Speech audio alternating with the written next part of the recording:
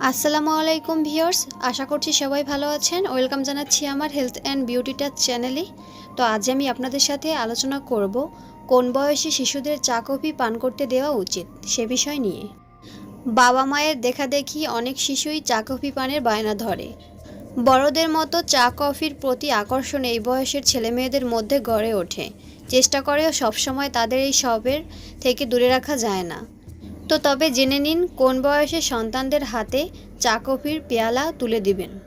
কফির মধ্যে বেশি পরিমাণে ক্যাফেইন থাকায় এটি বেশি কড়া পানীয়, তাই বাচ্চাদের কফি থেকে দূরে রাখাই ভালো।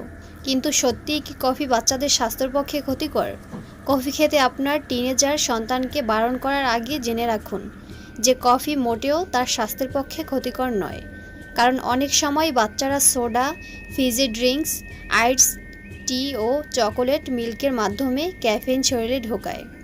হ্যাঁ, এইসবের থেকে কফিতে ক্যাফেইনের পরিমাণ বেশি, কিন্তু ক্যাফেইন আপনার সন্তান একেবারে খাচ্ছে না তা কিন্তু নয়। অনেকে মনে করেন ছোট বয়সে চা কফি পান করলে বাচ্চাদের বৃদ্ধি ক্ষতিগ্রস্ত হবে। এই ভাবনাও কিন্তু ভিত্তিহীন। 12 থেকে 18 বছরের মধ্যে ছেলেমেয়েরা দিনে 1 থেকে 2 কাপ চা কফি পান করতেই পারে। দিনে অতিরিক্ত চা কফি খেলে আপনার টিনেজার সন্তানের যেমন ক্ষতি হতে পারে, সেরকম আপনারও হতে পারে। কারণ অতিরিক্ত ক্যাফেইন কারোর শরীরের জন্যই ভালো নয়। সন্তানের বয়স যদি 12 থেকে 18 এর মধ্যে হয়, তাহলে প্রতিদিন 1 কাপ চা কফি খেতেই পারে সে। তবে অন্য কোনো খাদ্য বা পানীয়ের মাধ্যমে তার শরীরে যেন ক্যাফেইন প্রবেশ না করে, সেদিকে খেয়াল রাখতে হবে। বিকেলের পরে আর সন্তানকে কফি দেবেন না।